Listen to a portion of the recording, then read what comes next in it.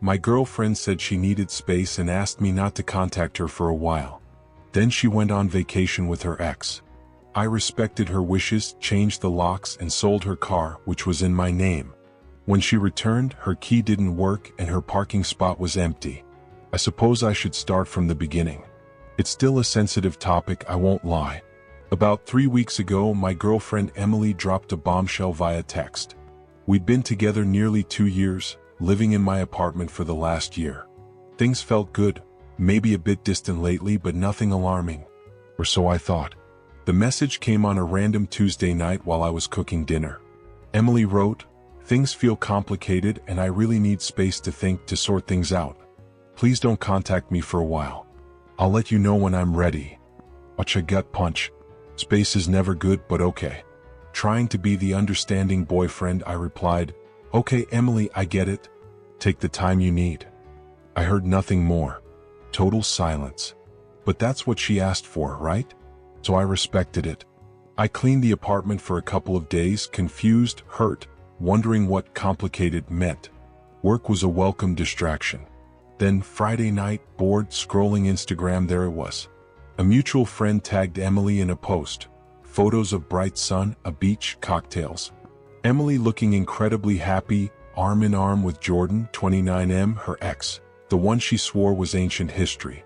The caption read something like, "Living our best life, island getaway reunited." My blood ran cold. Space to think meant a tropical vacation with her ex while asking me not to contact her. The hurt turned into something else, cold, hard clarity. She didn't just want space. She wanted me out of the way while she tested her old relationship, keeping me as a backup in my own apartment, using my resources while explicitly telling me to leave her alone. Fine. Want space? Want no contact? Granted. The next morning, first thing, locks. I called a locksmith and changed the bolt and lock on my apartment door. It cost about $250, worth every penny for peace of mind. Her key was now useless. The car needs context. 6 months ago, Emily's old junker died.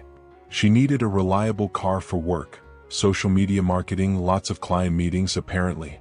Her credit wasn't great, so I agreed to help. I bought a used but decent Mazda CX-5 for around $18,000. Crucially, the loan, title, and insurance were all in my name alone. The deal was she'd make payments to me, which she mostly did, and it was her car to use, but legally, it was 100% mine. I never added her to the title or insurance. She treated it as hers, decorating it with fuzzy dice, the usual. I took the spare key, which I'd always kept, and drove to a trusted nearby dealership that buys used cars. I explained briefly, "I need to sell it. I'm the registered owner." They did a quick inspection and offered a fair market estimate of $16,500, pending a full inspection and title verification. I agreed to proceed, signed initial paperwork, and left the car there. They said it'd take a few business days to finalize the offer and transfer the title. I took an Uber home. Her assigned parking spot at the apartment complex? Empty. I hadn't touched her stuff yet. It's still in the spare room's closet. I'm not throwing it out, that'd feel petty. But she wasn't waltzing back into my apartment without talking to me, which she specifically asked me not to do. I felt oddly calm, like performing necessary surgery. Her? Yes, deeply. I felt like a complete idiot. But anger wasn't the main driver, it was logic. She asked for space and no contact, showed the relationship was over by vacationing with her ex. I was just respecting her request while protecting my assets and home. Now I wait. Per Instagram, her best life vacation lasts another week. Let's see what happens when she returns and her key doesn't work. Update 1, she's back. Quite a show. It happened last Tuesday at 9 p.m. Ryan, 30M, was watching TV trying to ignore the knot in my stomach. I heard keys jingling outside, then a key scraping the lock. Silence. More frantic scraping. Then knocking. Ryan, what's going on? Open the door. Emily's voice, annoyed but not yet scared. I took a deep breath, opened the door a crack, keeping the chain on. There she was, suitcase beside her, tanned and irritated. My key doesn't work. What's wrong with the lock? Me? I changed it. Calm voice, steady gaze. What? Why would you do that? You asked for space and no contact, Emily. I gave it to you permanently. What are you talking about? I just needed time. I saw the vacation photos with Jordan. Looks like you sorted things out. Her face shifted from annoyed to furious with a flicker of panic. That was just a trip. Meant nothing. We're friends. I raised an eyebrow. Friends who go on romantic island getaways while asking their current boyfriend for space. Got it? Ryan, don't be ridiculous. Let me in. My stuff's inside. Where's my car? Her eyes darted to the empty parking spot. Where's my car, Ryan? The entitlement radiated off her, assuming everything would still be waiting. First, this is my apartment. Second, it was never your car. It's my car legally in my name and I'm selling it. It's at the dealership now. Her jaw dropped. You're selling it? You can't do that. I paid for that car. You made payments for its use, Emily. You didn't buy it. The title and loan are in my name. The sale's in progress. This is insane. You're stealing from me. I'm calling the police. She pulled out her phone. I shrugged. Go ahead.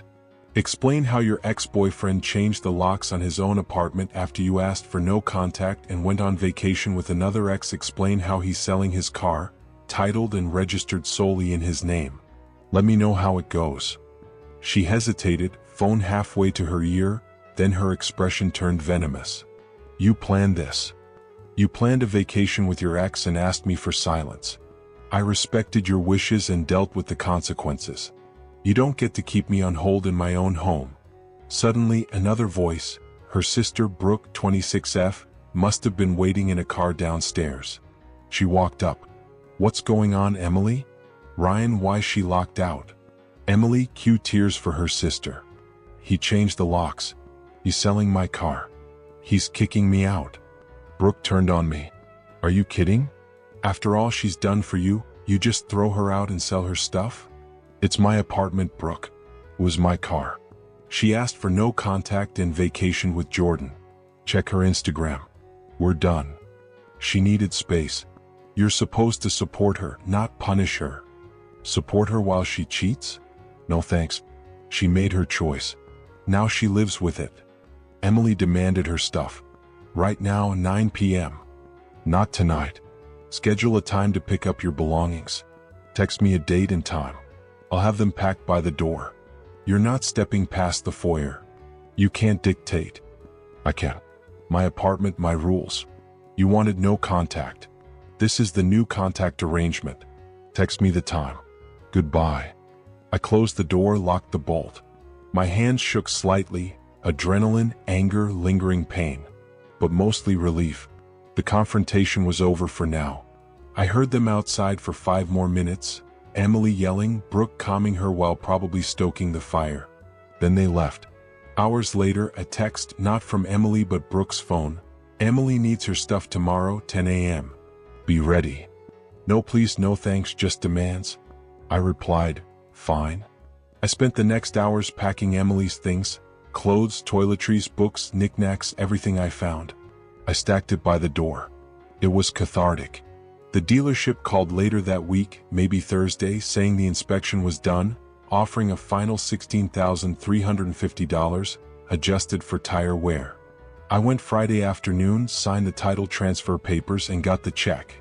I deposited it immediately, closing an expensive, emotionally draining chapter. Let's see what tomorrow's pickup brings. Expecting more drama. Update 2. The past week was something else.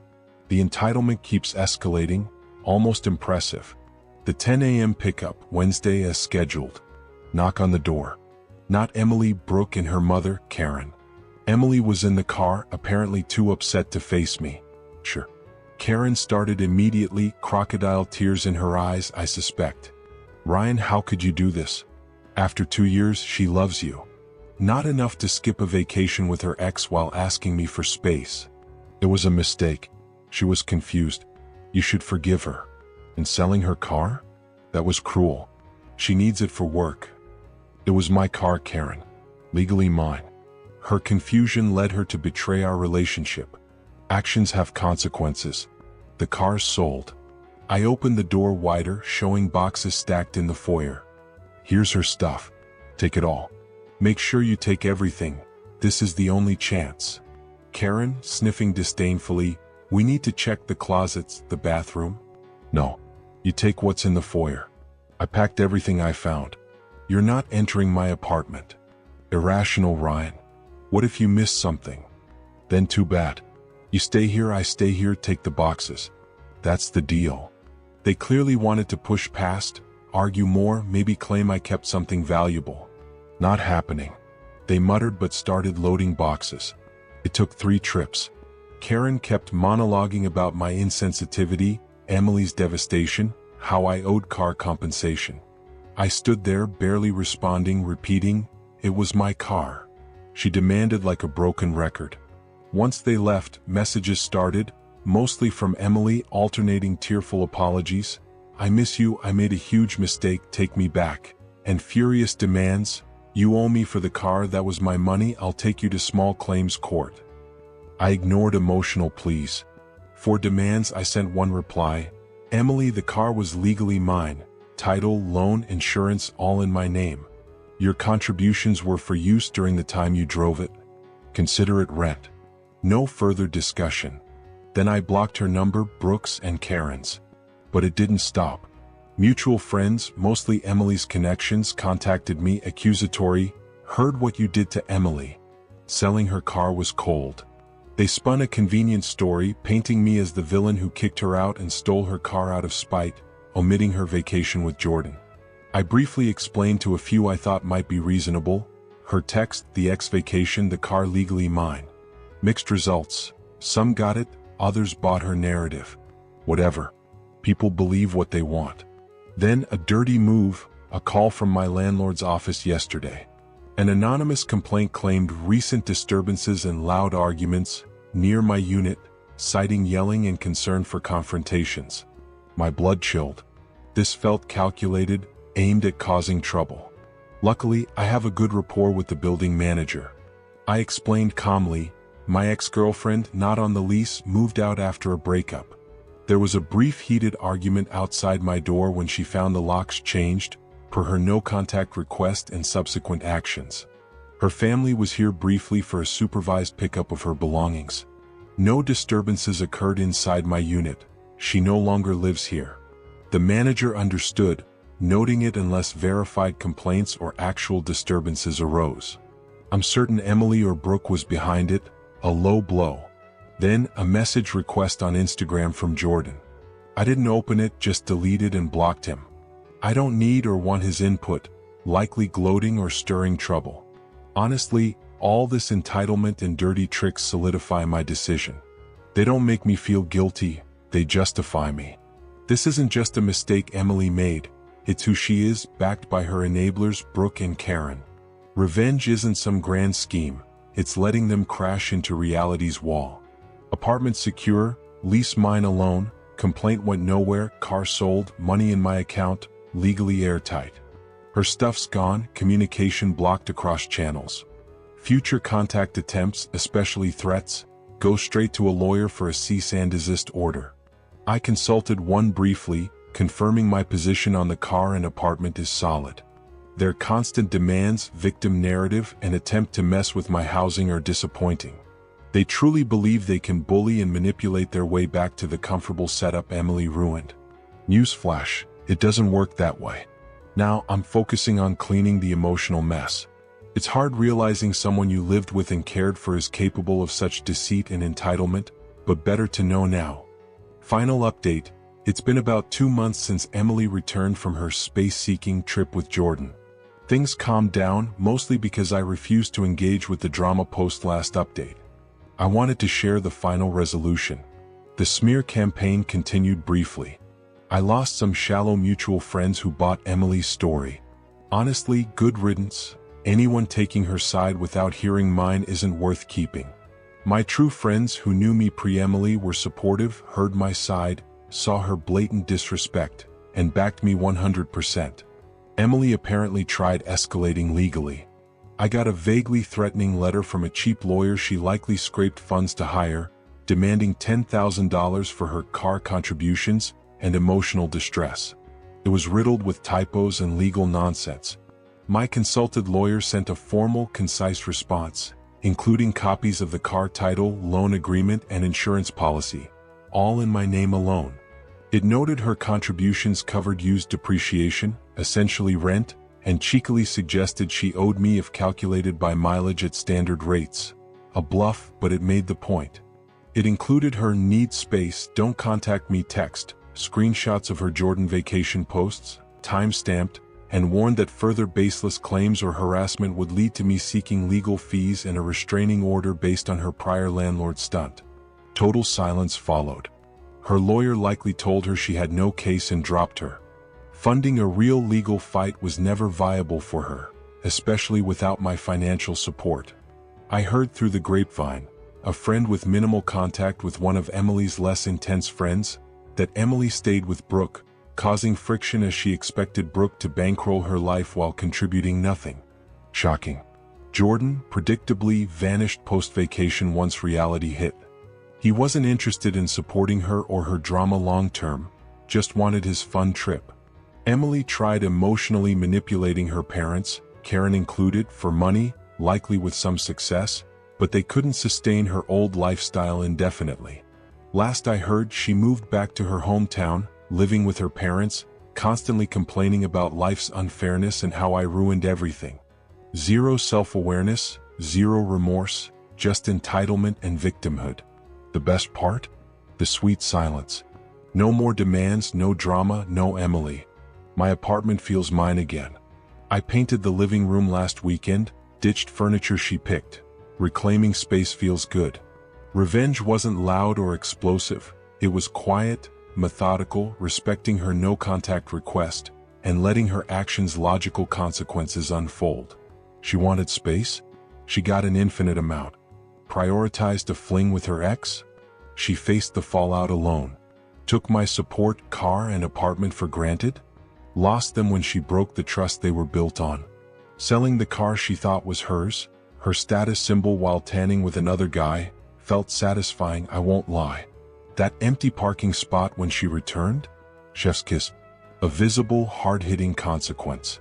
She didn't just lose a boyfriend. She lost the comfortable life she assumed was her right, funded by me. It cost me emotionally, yes, but I handled it logically, protected myself, and refused to be a doormat. She thought she could play games, keep me on hold. She miscalculated gravely and faced the inevitable consequences of her choices. Her entitlement couldn't shield her. That's the most satisfying outcome I could ask for. Good riddance, Emily. Time to truly move on.